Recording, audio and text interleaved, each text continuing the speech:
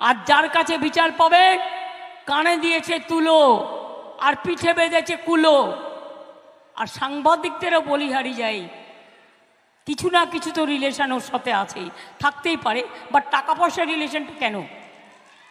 টাকা পয়সার সম্পর্কটা কেন? ও যা বলে আপনারা তাই করেন। আপনাদের মিনিমাম ধর্ম তো থাকা উচিত।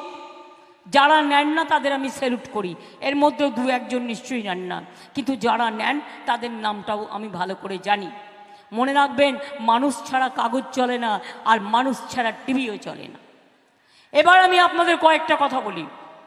সামনে ইলেকশন, মোদিবাবু কি বলছেন, আমি ওনাকে মোদিবাবু বলে বলবো না এখানে, আমি গ্যারেন্টি বাবু বলে বলবো, আপনারা বুঝে নেবেন। যেমন গদ্দার বলি, নাম বলি না, তেমনি এখানেও আমি নাম বলবো না, আমি গ্যারেন্টি বাবু বলবো, ঠিক আছে? তিনি কি বললেন? বিনা পয়সায় চাল দিচ্ছেন, 2 বছর ধরে 1 টাকাও দিচ্ছেন। বলুন, হয় আপনি ক্ষমা চান, আর তা না হলে বলুন যে আপনি টাকা দিয়েছেন চালের।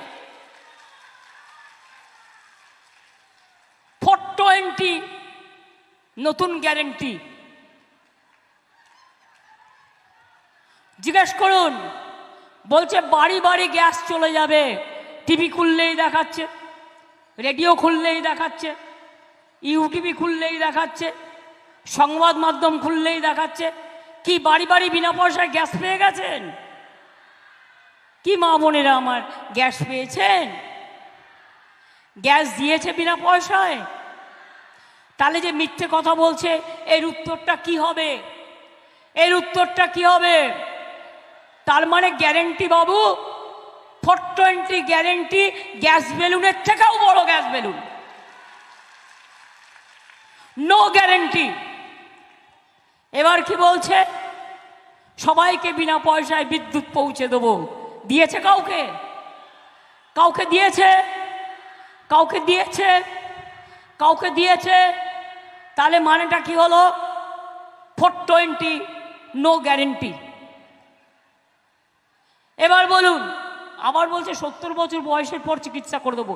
আরে ভাই, 70 বছর বয়সের পর কদিন লোকটা বাঁচবে? তুমি চিকিৎসা করে দেবে, আর বাচ্চা থেকে তার চিকিৎসাটা আমরা করব। স্বাস্থ্যসাথী আমাদের আছে, তোমার দয়া আমরা চাই না। বয়স্ক লোকেদের আমরা সম্মান করি, তারাও স্বাস্থ্যসাথীর আন্ডারে আছে। মিথ্যুক, মিথ্যে কথা বলা। তা আগে বলনি কেন? ইলেকশনের সময় ভাওতা দেয়া। No guarantee 420।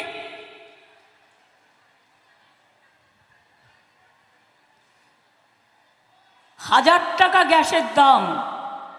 আবার জিতলে, যদি জিতে যায়, জিতবে না এবারে, নিশ্চিন্তে থাকুন, যদি জিতে যায় ওটা হয়ে যাবে 2000 টাকা। অর্থাৎ 2000 টাকার গ্যাসে ফুটবে বিনা পয়সার চাল। বাহবা গ্যারেন্টি লাল, বাহবা নন্দলাল, বাহবা নন্দ দুলাল, বাহবা গদ্দার দালাল। একবারও মুখ ফুটে সত্য কথাটা বলতে পারো না।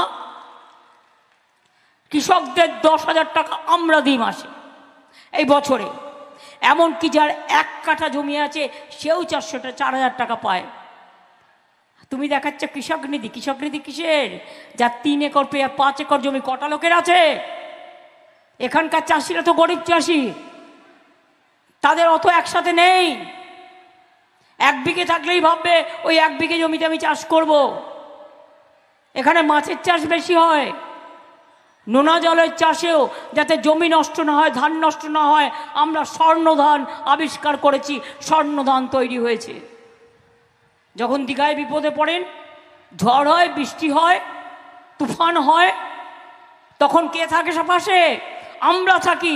সেন্ট্রাল 1 পয়সাও দেয়, 1 পয়সাও দেয় না, মিথ্যে কথা বলা ছাড়া। তা ভোটটা দেবেন কাকে?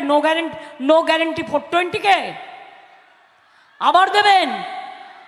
বাপ বেটা তো ছিল, কোন কাজটা করেছে 10 বছর? আমাদের মন্ত্রী হিসেবে যতদিন ছিল যা পেরেছে তা করে খেয়েছে, লুটে নিয়েছে। আমি আর নতুন করে বলতে চাই না, আমি খাতা খুলছি না, জনগণ দেখবেন। শুনুন, এদের আমার চেনা আছে। যখন তৃণমূল কংগ্রেস তৈরি করি, বাপও ছিল না, বেটাও ছিল না।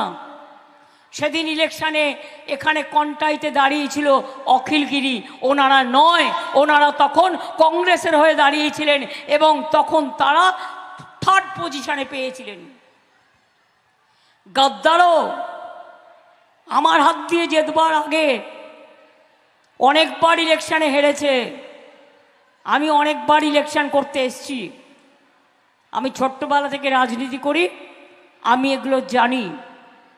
যাদের নিজেদের হাজার লক্ষ কোটি কোটি টাকার সম্পত্তি, যারা বড় বড় মাফিয়া, আজকে তারা বিজেপিতে কেন গেছে জানেন? টাকা বাঁচাবার জন্য। ভাজপা ওয়াশিং মেশিন, এই যে মাইকগুলো দেখতে পাচ্ছেন, এই রকম একটা ওয়াশিং মেশিন ধরে নিন। Washing machine Bhajpa, washing machine Bhajpa, washing machine